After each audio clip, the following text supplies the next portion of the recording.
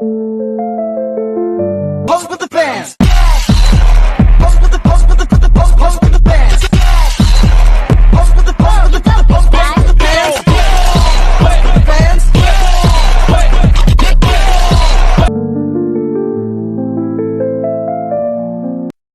What is e-procurement?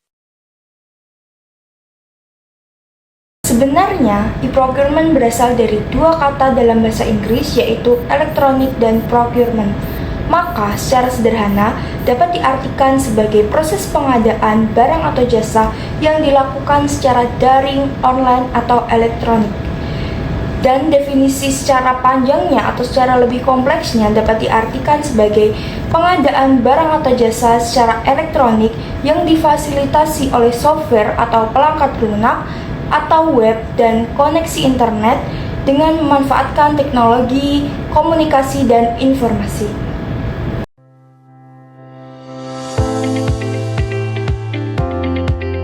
Pengadaan atau procurement telah berubah dramatis selama bertahun-tahun. Dan kini, kita hidup di era baru manajemen pengadaan dan Anda pasti pernah mendengar tentang e-procurement dan manfaatnya yang besar untuk bisnis kecil hingga besar.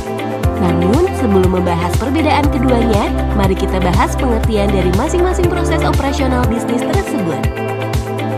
Secara singkat, procurement adalah kegiatan untuk melakukan pengadaan atau pemenuhan atas kebutuhan barang atau jasa, di mana nantinya jumlah, kualitas, waktu, dan juga intensitasnya diatur dan disepakati bersama antara pembeli dan penjual. Procurement sendiri merupakan rentetan perencanaan strategis yang di dalamnya ada proses purchasing, expediting, dan juga traffic, di mana ketiga proses itu terdiri dari bidding, pemilihan vendor, negosiasi pembayaran, pembuatan kontrak, pembayaran, hingga penilaian. Sedangkan menurut The Chartered Institute of Purchasing and Supply atau CIPS, pengertian e-procurement adalah penggunaan gabungan teknologi informasi dan komunikasi elektronik untuk meningkatkan hubungan antara pelanggan dan pemasok, dan dengan mitra rantai lainnya yang dengan demikian meningkatkan proses eksternal dan internal. E-procurement juga merupakan komponen kunci dari e-commerce B2B. Dengan kata lain, e-procurement meningkatkan hubungan antara pembeli dan pemasok untuk memperkuat proses bisnis internal untuk keduanya. Selain itu, e-procurement menawarkan penghematan biaya yang signifikan dan lebih banyak keuntungan. Lantas, apa perbedaan signifikan antara procurement tradisional dan e-procurement? Ada perbedaan antara procurement tradisional dengan e-procurement dalam beberapa proses seperti 1. Menemukan pemasok. Dalam pengadaan atau procurement tradisional, petugas pengadaan harus mencari berbagai katalog pemasok tanpa informasi diskon dan update. Kemudian mencari pemasok melalui banyak panggilan telepon yang biasanya dilakukan melalui percakapan langsung dan melakukan pencatatan manual. Sedangkan dalam e-procurement, melalui laptop atau smartphone, Anda dapat dengan mudah membandingkan ratusan katalog online atau e-katalog dari pemasok berbeda secara bersamaan dan berkomunikasi dengan pemasok secara online untuk mengkonfirmasi ketersediaan dan kuantitas yang membuat aktivitas pesanan pembelian menjadi instan. 2. Permintaan pembelian. Dalam pengadaan tradisional, permintaan pembelian dibuat dengan catatan fisik berisi barang-barang yang dibutuhkan dan harganya, di mana persetujuan diambil. Sedangkan dalam e-procurement, permintaan pembelian dibuat dan disetujui dalam sistem itu sendiri, atau di bawah kondisi yang telah ditentukan sebelumnya, sehingga tidak memakan waktu lama. 3. Pesanan pembelian. Dalam pengadaan tradisional, pesanan pembelian dibuat dan disetujui secara manual, kemudian dikirim ke vendor melalui fax atau kurir dalam format tradisional. Selain itu, pesanan juga hanya dapat dilakukan di hari dan jam kerja. Pembeli dan vendor umumnya harus mengadakan rapat untuk menjelaskan kebutuhan produk. Sedangkan dalam e-procurement, pesanan pembelian dibuat, disetujui, dan dikirim ke vendor online dalam beberapa menit, dan vendor dapat mengkonfirmasi hal yang sama dengan segera. Pemesanan pun dapat dilakukan kapan saja, 24 jam per 7 hari secara online. 4. Pelacakan pesanan. Dalam pengadaan tradisional, petugas pengadaan perlu menghubungi pemasok melalui panggilan telepon untuk melacak status pesanan. Sedangkan dengan e-procurement, pelacakan pesanan dapat dilakukan secara online melalui sistem pelacakan dan manajemen pesanan.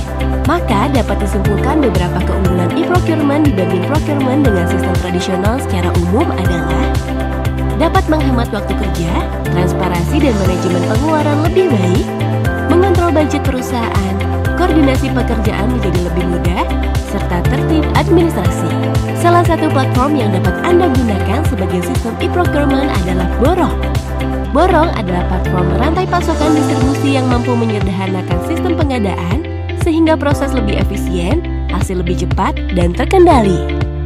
Sistem e-procurement Borong juga dapat membantu meningkatkan efisiensi dan efektivitas dari biaya procurement di perusahaan.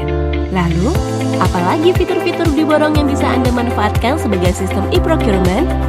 1. Sistem katalog online. Sistem katalog yang up-to-date memungkinkan Anda membandingkan ratusan katalog dari pemasok berbeda secara bersamaan. Anda juga dapat berkomunikasi dengan pemasok secara online untuk mengonfirmasi ketersediaan dan jumlah barang. 2. Manajemen real-time. Segala proses pengadaan mulai dari permintaan pembelian atau purchase requisition, pemesanan pembelian atau purchase order, sampai pelacakan pembelian atau order tracking, semua bisa dilakukan secara online dan real-time, sehingga proses pembayaran dan pengiriman dapat dilakukan tepat waktu. 3. Administrasi elektronik.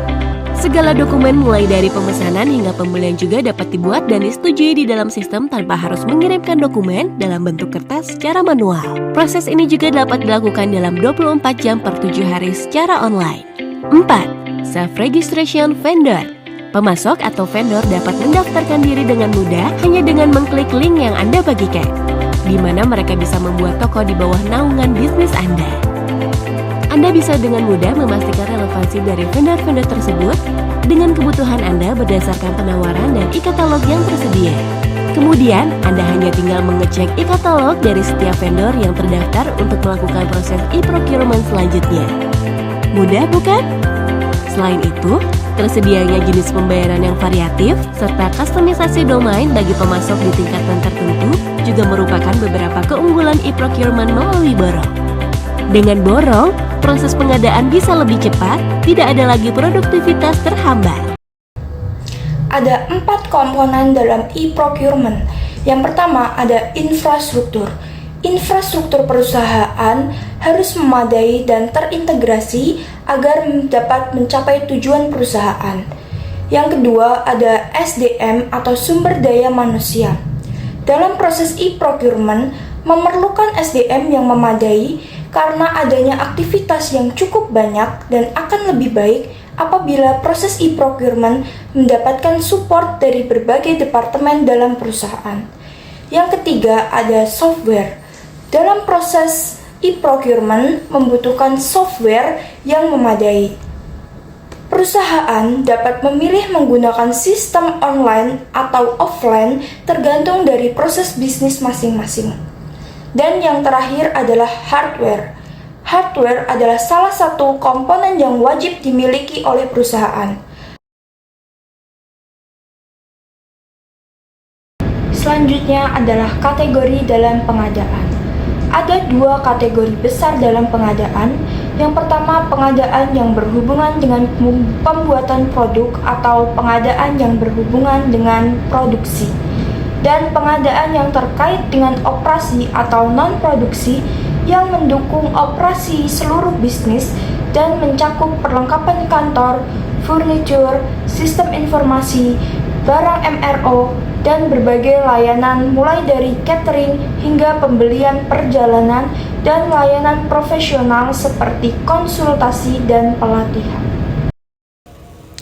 Prinsip dari e-procurement itu yang pertama ada efektif, yang kedua ada efisien, yang ketiga ada terbuka, yang keempat ada adil, yang kelima ada accountable, dan yang terakhir itu adalah bersaing. 5 kunci drivers atau kriteria dalam memilih supplier. Yang pertama itu ada kontrol. Kontrol yaitu meningkatkan penyesuaian. Peningkatan kontrol pada anggaran dapat dicapai melalui adanya aturan pengeluaran dan peningkatan fasilitas pelaporan. Yang kedua ada cost. Cost yaitu meningkatkan pengaruh pembelian melalui peningkatan supplier competition, monitoring target penyimpanan atau saving, dan mengurangi biaya transaksional. Yang ketiga ada proses. Proses yaitu rasionalisasi dan standarisasi dari proses e-procurement yang dapat mengurangi waktu dari cycle, meningkatkan visibility dari proses untuk manajemen dan mengefisiensikan penyelesaian faktur. Yang keempat ada individual performance, yaitu knowledge sharing yang dapat meningkatkan nilai tambah produktivitas. Yang terakhir, yang kelima ada supplier management, yaitu adanya pengurangan jumlah supplier yang sudah tidak dapat memenuhi permintaan kebutuhan. Perusahaan dapat meningkatkan manajemen selection dan integrasi supplier yang ada. Selanjutnya yaitu 8 jenis perantara. Yang pertama itu ada produsen tradisional, yang kedua ada produsen penjualan langsung, yang ketiga ada hubungan online, yang keempat ada pengecer daring, yang kelima ada mitra pengadaan, yang ketujuh ada layanan informasi daring, yang kedelapan ada pakar pengetahuan, dan yang terakhir yaitu komunitas portal. Selanjutnya saya akan menjelaskan tentang jenis-jenis e-procurement. Yang pertama ada searching, menemukan calon pemasok baru menggunakan internet selama tahap pengumpulan informasi dalam proses pengadaan. Yang kedua ada tendering, proses penyaringan pemasok dan pengiriman permintaan informasi kepada pemasok. Yang ketiga ada informing, kualifikasi pemasok untuk kesesuaian, menangani informasi tentang kualitas status keuangan. Yang keempat yaitu ada yang terbaik elektronik, memungkinkan perusahaan pembeli membeli barang dan jasa dengan harga terendah. Yang terakhir ada EM Pro dan ERP berbasis web. Ini melibatkan pembeli produk yang merupakan inti dari sebagian besar aplikasi e-procurement. Selanjutnya ada dimensi utama nilai. Yang pertama ada perencanaan. Ini menunjukkan potensi sistem e-procurement untuk meningkatkan kualitas dan penyebaran informasi manajemen tentang e-procurement. Yang kedua ada pengembangan. Sistem e-procurement berpotensi dimasukkan sejak awal dalam pengembangan produk baru untuk mengidentifikasi biaya produksi. Yang ketiga ada inbound. Ini adalah fokus utama e-procurement dengan keuntungan efisiensi dari pengadaan kertas, lebih sedikit transaksi, dan sumber daya yang lebih hemat biaya dimungkinkan melalui HUB atau mark tempat. Yang keempat yaitu ada produksi, integrasi sistem yang mengelola manufaktur dengan sistem pengadaan yang digunakan untuk memastikan bahwa manufaktur tidak dibatasi oleh ketersediaan suku cadang yang buruk. Yang terakhir ada outbound, ini manajemen pemenuhan produk kepada pelanggan, biasanya tidak dikelola oleh sistem e-procurement, tetapi permintaan harus dievaluasi dengan menghubungkan melalui sistem ini untuk mencapai respon konsumen yang efisien atau HCR. Selanjutnya membahas tentang tantangan dan hambatan. Ini yang pertama ada masalah persaingan, misalnya dalam pertukaran yang menggunakan pembeli kolaboratif. Yang kedua kemungkinan persepsi negatif dari pemasok, misalnya margin mereka semakin berkurang. Yang ketiga yaitu manfaat pengadaan yang dinegosiasikan dapat dibagikan dengan penggunaan pertukaran lain. Yang keempat yaitu pengguna katalog dapat menjadi proses yang panjang dan mahal bagi pemasok. Yang terakhir yaitu profil budaya dalam organisasi, misalnya resistensi terhadap perubahan. Yang sering kali terjadi penyalahgunaan itu sebagian besar adalah di konstruksi atau barang-barang yang memang belum ada di e-katalog. Itu akan memudahkan untuk di markup, ya, karena untuk konstruksi dan juga barang-barang yang tidak ada di katalog itu prosesnya adalah melalui tender, dan tender itu ya di situ tadi Pak, karena belum jelas berapa masing-masing harganya, disitulah akan kemungkinan terjadi markup. Cukup efektif ya untuk e-procurement ini untuk meminimalisir korupsi, karena publik atau siapapun gitu Pak bisa mengakses proses ataupun hasilnya, dan juga dari sisi audit juga dapat dipertanggungjawabkan karena semuanya tercatat secara digital. Manfaatnya tentunya dengan lebih efisien dalam pengadaan jasa, tentunya ini akan meningkatkan daya saing si perusahaan-perusahaan, juga dapat meningkatkan produktivitas perusahaan tersebut, dan yang pada akhirnya meningkatkan kepercayaan publik dan juga menambah keuntungan dari para pemegang saham perusahaan. Dari sisi masyarakat sebenarnya mereka akan lebih baik untuk terus memantau proses procurement ya melalui e-procurement ini, karena mereka kan sebenarnya lebih mudah, sehingga lebih mudah untuk mengakses, sehingga produk yang mereka peroleh juga bisa lebih murah. Jadi mereka sebenarnya kalau melihat terjadi penyimpangan juga akan lebih mudah melaporkannya. Selanjutnya kita memasuki subbab pasar B2B atau yang biasa kita kenal dengan pasar bursa, yang merupakan platform digital yang menghubungkan banyak pembeli dengan penjual dengan cara memfasilitasi transaksi secara efisien. Adapun manfaatnya yaitu membantu penyedia dalam memperluas cakupan pasar dengan cara yang lebih mudah. Selanjutnya yaitu ada contoh pasar B2B. Seperti yang kita tahu, pasar B2B ini banyak jenisnya.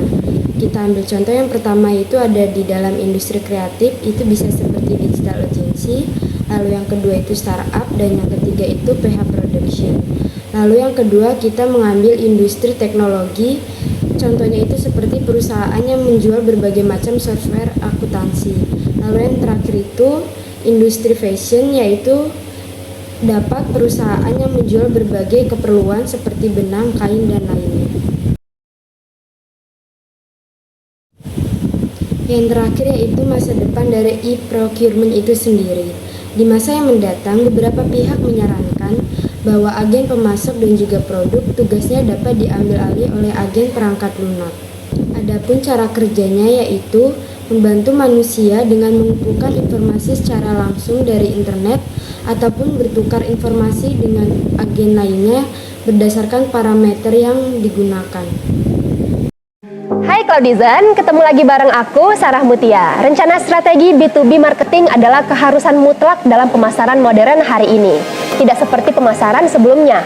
Beberapa perusahaan memiliki alat pemasaran yang luar biasa, yang salah satu alat terbaik yang bisa digunakan bisnis dan perusahaan dalam memudahkan untuk berkomunikasi.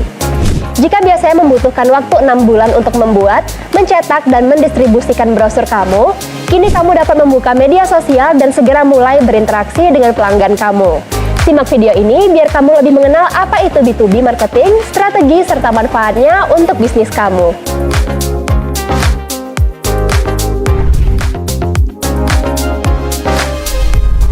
B2B marketing adalah opsi yang baik yang menggunakan konten untuk menarik audiens, membangun kesadaran brand, mengumpulkan prospek, dan meningkatkan penjualan e-commerce. Konten B2B yang sukses dirancang agar bermanfaat, informatif, dan profesional bagi calon pelanggan kamu.